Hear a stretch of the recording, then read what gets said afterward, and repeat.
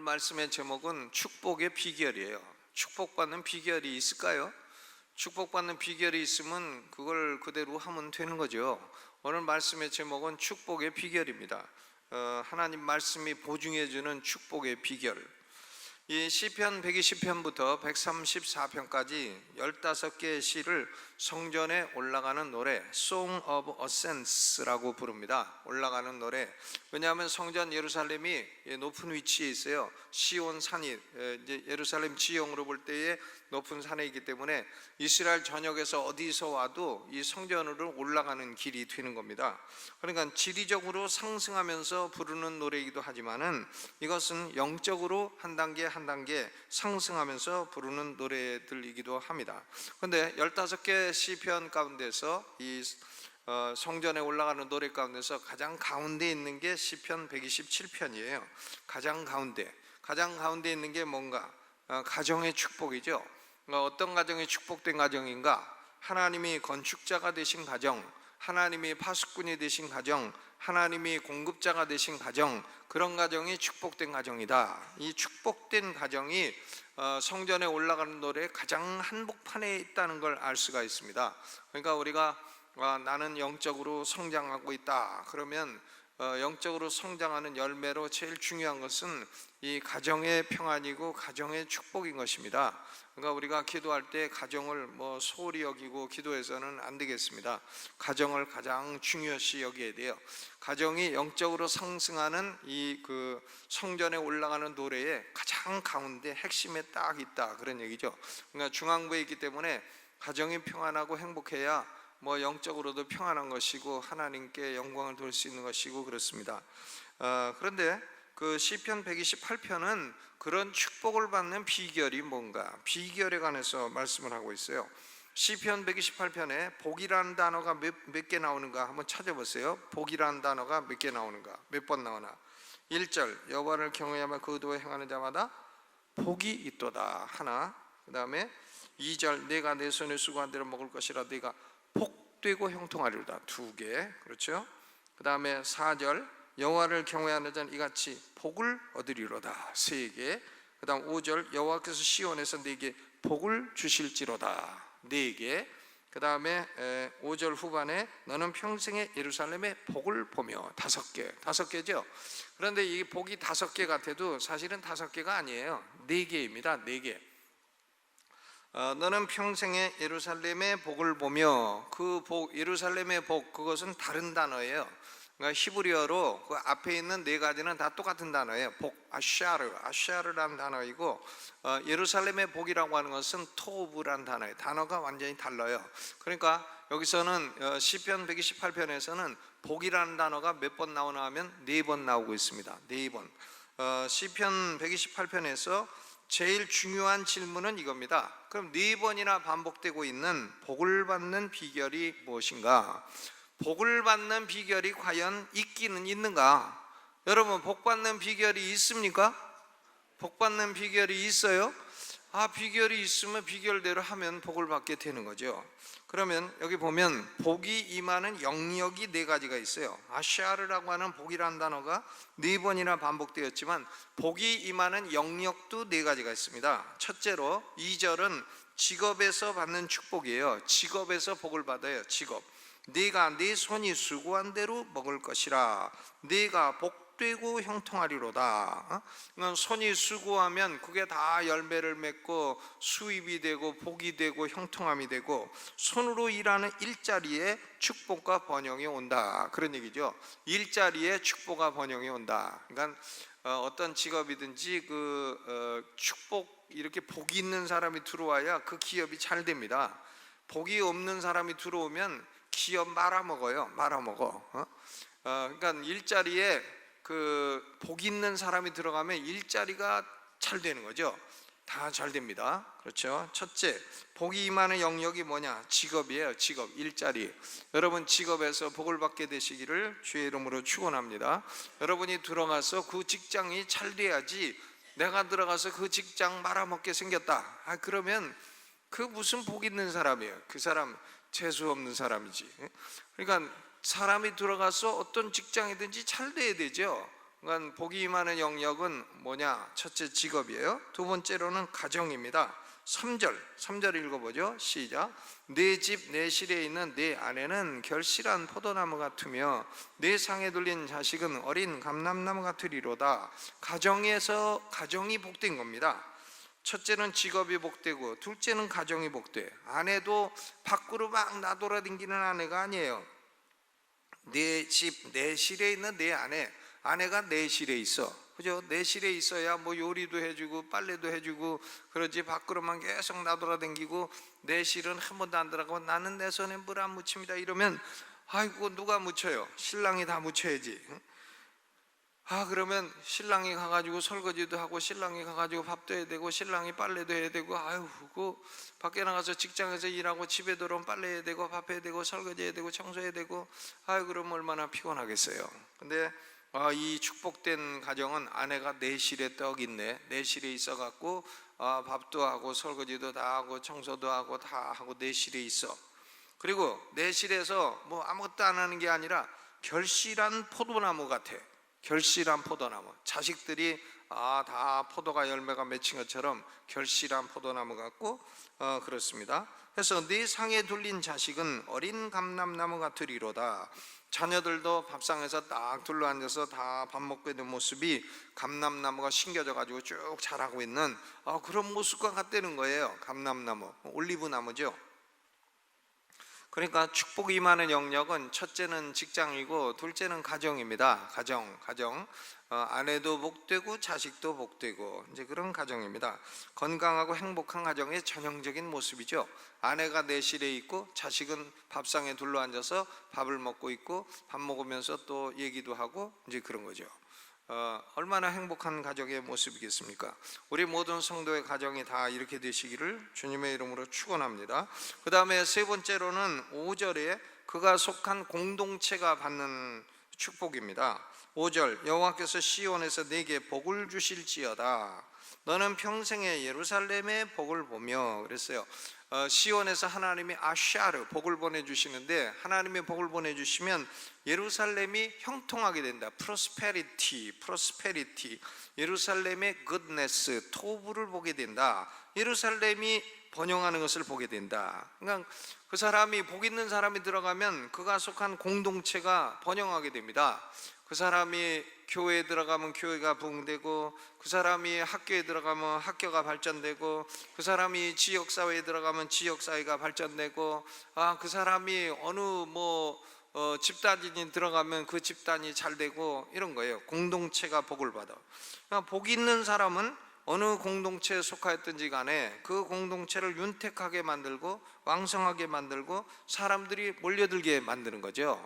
몰려들게 만들어요. 그러니까 같은 일을 해도 예를 들어서 학교에서 뭐 가르치는 선생님이다 그래도 학생들이 막 몰려오는 선생님이 있고 학생들이 저 선생님 하면 그냥 멀리서도 싹 돌아가서 인사도 안 하려고 하는 선생님도 있고 그렇죠. 그러니까 학생들이 이렇게 몰려 들어와 가지고 자꾸 선생님 하고 방에 와서 뭐 짜장면도 사달라고 그러고 커피도 사달라고 하는 그런 사람이 복이 있는 사람이에요. 대체로 그렇죠. 그러니까 그 사람이 들어가면 어느 공동체든지 다 번영을 해. 공동체가 윤택하게 되고 왕성하게 돼요. 그런데 복이 없는 사람이 들어가면 공동체가 다 비실비실해지고 다 윤택함이 없어지게 되고 다 왕성하던 것도 다 황충이가 뜯어먹은 것처럼 다 앙상해지고 이런 현상이 일어나게 된다 하는 얘기인 것입니다. 그러니까 복 있는 사람은 공동체의 복을 보며 그 다음 넷째로 6절은 그의 후손의 후손이 복을 받아요. 자손의 자손이 복을 본다. 그러니까 6절에 내 자식의 자식을 볼지어다. 자식의 자식을 볼지어다. 이게 저는 보면 우리 할머니 오래 사시고 손자손녀들 낳고 손자손녀들이 다 잘된 할머니들은 이게 보통 분들이 아니라는 걸 알 수 있어요. 보통 복 받은 사람들이 아닌 겁니다. 그렇죠? 자식이 있고 자식이 또 자식을 낳고 손자가 또 장가가 갖고 증손자도 보고 증손자가 또 장가가서 고손자까지 보고 자 이런 할머니들은 대단한 할머니들이에요. 그건 뭐 보통 할머니가 아닌 분들이죠. 아멘. 그렇죠. 이거 복이죠. 자손의 자손을 보라. 이게 복입니다. 내 자식의 자식을 볼지어다. 자식들이 후손을 보고 후손이 또 그 후손을 보고 그 가문이 계속해서 번성하고 평강한 축복을 받게 된다 하는 말씀입니다. 그러니까 이 복, 아샤르라고 하는 이 복은 직장에도 오고 가정에도 오고 공동체에도 오고 그리고 자기 후손들에게도 오고 이렇게 여러 영역, 4가지 영역으로 이런 복이 임하게 되는 것입니다. 그럼 이 복은 어떻게 오나? 우리가 다 그 죄인들 아닙니까? 우리는 복 받기에 자격이 없는 사람들이에요. 모든 인간이 죄인이고 하나님의 진노의 대상이고, 그런데 어떻게 복 받는 사람이 된다는 말입니까? 아니, 진노의 대상, 하나님으로부터 얻어 터져야 될 대상인데 어떻게 복 있는 사람이 될 수가 있느냐? 시편이 이 복으로부터 시작해요. 시편 1편 1절이 복 있는 사람은 악인의 꾀를 좇지 아니하며 죄인의 길에 서지 아니하며, 이렇게 시작됩니다. 복 있는 사람은 여호와의 율법을 즐거워하여 주야로 묵상하는 자로다. 그러니까 복은 하나님의 진노와 저주 아래 있는 모든 인간에게서 어떻게 복이 올 수가 있어요? 그러니까 하나님의 진노와 저주가 먼저 제거되어야 복이 올 수 있는 사람이 되는 겁니다. 하나님의 진노와 하나님의 저주가 먼저 제거되어야 되죠. 우리 사람들에게는 누구나 막론하고 이 세상에 태어나는 사람은 하나님의 진노가 있고 하나님의 저주가 있어요. 어떤 분은 그래, 아이고 왜 목사들은 어린애 보고 하나님의 진노가 있고 저주가 있다고 그러느냐고. 그 어린애가 커봐요 하나님의 진노와 저주가 안 따라가나? 나이 들어 늙어봐요 안 죽나? 죽는다는 것은 벌써 하나님의 진노와 저주가 따라간다는 얘기죠. 그런데 하나님의 진노와 저주는 인간 스스로가 제거할 수가 없습니다. 자기 스스로가 내게 있는 하나님의 진노와 내게 있는 저주를 어떻게 제거해요? 제거할 수 없습니다. 그러니까 갈라디아서 3장 13절이 복음의 핵심이죠. 갈라디아서 3장 13절, 그리스도께서 우리를 위하여 저주를 받은 바 되사 율법의 저주에서 우리를 속량하셨으니, 그리스도께서 우리를 위하여 대신 저주를 받으셔서 율법의 저주에서 우리를 속량하셨다. 예수 그리스도가 십자가에 달려 죽으심으로 우리가 받아야 될 저주를 대신 받으시고 우리를 저주에서 해방시켜 주시고 우리에게 있는 저주와 하나님의 진노를 제거해 주신 겁니다. 그러니까 어떻게 복을 받는 사람이 될 수가 있나? 예수 믿어서 하나님의 진노와 저주가 제거되어야 되죠. 먼저 내게 있는 하나님의 진노와 저주가 제거되어야 돼요. 예수 믿는 것은 하나님의 저주가 제거되는 것을 의미합니다.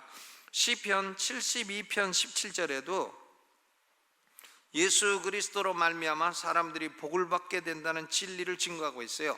그 이름이 영구하며 그 이름이 해와 같이 장구하리로다. 사람들이 그로 인하여 복을 받으리라. 사람들이 그로 인하여 복을 받으리라. 누구로 인해서? 예수 그리스도, 아브라함의 자손이라고 불리우는 예수 그리스도로 인하여 복을 받으리라. 그러니까 복 받는 사람이 되려면 아샤르, 이 복을 받는 사람이 되려면 먼저 예수를 믿어서 하나님의 진노와 저주가 제거되어야 돼요. 예수 그리스도를 믿는 사람은 마귀의 집에서 해방되어서 하나님의 자녀가 되고, 지옥에서 해방되어서 천국 시민이 되고, 저주에서 해방되어서 축복의 대상이 되고, 하나님의 진노에서 해방되어서 하나님의 사랑의 대상이 되는 것입니다. 그러니까 모든 축복은 어디에서부터 출발하나? 예수 그리스도를 믿음으로 저주가 제거된 데서 출발이 되는 것입니다. 축복받는 비결이 있나? 있습니다. 어떻게? 예수를 믿음으로 하나님의 진노와 저주가 제거되면 그 사람은 축복의 출발점에 딱 서게 된 사람이에요. 아멘. 그렇죠? 그러니까 예수 안 믿고 나 복받았다 복받아 하는 것은 그것은 아닌 것입니다. 예수 안 믿고는 아무리 훌륭한 사람도 그렇게 훌륭한 게 아니에요. 어리석은 사람이에요. 예수 안 믿는 훌륭한 인격자가 계시다, 그 별거 아닙니다. 그 사람 한 일주일만 잘 보면 아주 그 사람 수준이 별로 그렇게 탁월하지 않은 사람이라는 거 금방 알 수 있어요. 나는 가끔 우리나라 대통령 후보, 대통령 후보가 된 분들이 있어요. 그분들을 1대1로 이렇게 직접 만나본 적이 있어요. 1대1로 그냥 개인적으로 이렇게 좀 본 적이 있는데 이렇게 보면서 저 사람이 그렇게 유명한 분인가? 저 사람이 그렇게 훌륭한 분이신가? 저 사람 강남중앙침략의 담임 목사를 세우면 일주일도 안 가서 쫓겨날 가능성이 있겠다, 그런 생각이 들어갑니다, 솔직히요. 근데 그래도 그런 사람 앞에서 그런 얘기 하면 안 되죠. 당선되시기를 바라나이다, 이제. 그리고 이제 그래야지. 나중에 그 사람 당선되면 어떻게 해? 그러면 나 찍히면은 안 되잖아요. 그러니까 당선되시기를 바라나이다. 하지만 이제 너는 강남중앙침략의 담임 목사로 오면 한 달도 못 돼서 쫓겨날 거다, 이런 생각을 하는 겁니다. 내가 누구 보고 그런 생각을 했다고는 절대 얘기를 안 하죠. 그렇죠? 왜냐하면 그 사람들이요, 예수를 안 믿으니까. 예수를 안 믿고 보면 뭐 믿음이 없으니까 축복의 출발이 없는 겁니다. 없어요. 복 있는 사람이 아니에요. 말을 하는 걸 들어봐도 저런 말은, 저것은 축복된 말이 아니다 하는 걸 금방 알 수 있습니다. 그러니까 모든 축복은 예수 그리스도를 믿어 하나님의 진노와 저주가 제거된 데서 출발점이 온다, 이게 첫째고요. 그러면 축복을 계속해서 받고 계속해서 누릴 수 있는 비결은 뭔가? 누릴 수 있는 비결은 뭔가? 누릴 수 있는 비결은요, 두 가지예요. 하나는 축복을 주시는 원천이 누군가를 잘 알아야 돼요. 축복을 주는 원천이 누군가? 축복을 주시는 원천은 누굽니까? 하나님이시죠. 하나님이 주시죠. 근데 사람들은 직장이 축복을 준다고 생각해요. 직장이 축복의 원천이라고 한다면, 자기가 일하는 일자리가 축복의 원천이라고 한다면 직장을 자꾸 좋은 곳으로 바꾸려고 하겠죠. 왜? 원천이 좀 잘못됐네, 그러고선 좋은 데로 바꾸려고 할 겁니다. 그런데 직장은 어디든지 간에 축복의 원천이 아니에요. 축복의 원천은 어디입니까? 하나님이시죠. 하나님. 또 만약에 아내가 축복의 원천이다 이렇게 생각되면, 아내가 조금만 좀 기분 나쁘게 하면 아내 바꾸려고 할 거 아니겠어요? 축복의 원천을 바꾸자 그럴 거 아닙니까? 바꾸자고 해가지고 자꾸 이혼 소송 내고 재혼하고, 이혼 소송 내고 재혼하고, 자꾸 그럴 거 아니겠습니까? 그러니까 아내가 축복의 원천은 아니에요. 하나님이 축복을 주신 대상인데도 축복의 원천은 하나님이에요. 그리고 공동체, 내가 속한 공동체 자체가 축복의 원천은 아닙니다. 공동체가 축복의 원천이면 축복을 못 받으면 공동체를 바꾸면 될 거 아니에요. 그런데 공동체가 축복의 원천은 아닙니다. 또 우리 후손들이 축복의 원천은 아닙니다. 후손은 바꿀래도 바꿀 수가 없어요. 그런데 이런 것들은 축복을 받는 대상이고 하나님이 축복을 주시는 영역일 뿐이지 축복을 주는 원천은 아닙니다. 축복의 원천은 누구시라고요? 복의 근원은 여호와이시죠. 그러니까 5절 읽어봅니다. 5절 시작. 여호와께서 시온에서 내게 복을 주실지어다. 여호와께서 내게 복을 주실지어다.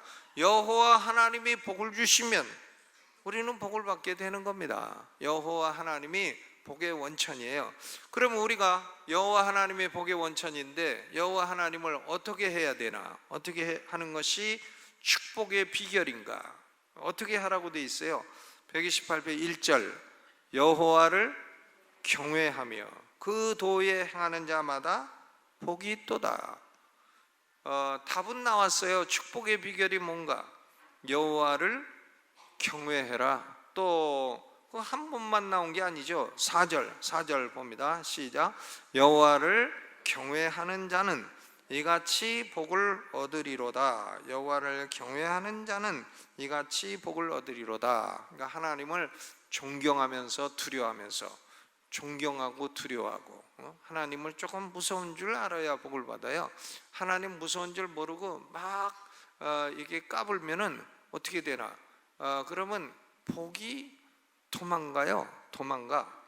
여호와를 경외하고 무서운 줄 알아야 복이 온다 이거예요.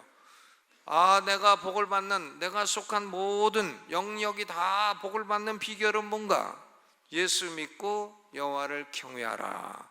예수 믿고 여호와를 경외하라. 그러니까 여호수아가 나와 내 집은 오직 여호와를 경외하겠노라. 나와 내 집은 오직 여호와만을 경외하노라. 그런 거죠. 여호와를 경외하고 그 도에 행함으로 삶의 모든 영역에 하나님이 뭘 내려주시나? 아샤르, 복을 내려주신다. 복을 내려주신다. 직장에 복이 내려오고, 가정에 복이 내려오고, 또 뭐 공동체에 복이 내려오고, 우리 후손들에게 복이 내려오고, 복이 내려오죠. 복이 하늘에서 내려오는 게 보이십니까? 보여요? 아예 안 보이시죠? 영적인 거라 안 보입니다만은 복이 하늘로부터 여호와께로부터 내려옵니다. 그러니까 복은 빛들의 아버지로부터 위로부터 다 내려온다. 위로부터 빛들의 아버지께로부터 다 복이 내려온다. 우리 오늘 기도하는 성도들이 삶의 모든 영역에서 여호와께서 복을 내려주시기를 주님의 이름으로 축원합니다. 여호와를 경외하며 사시기를 주의 이름으로 축원합니다.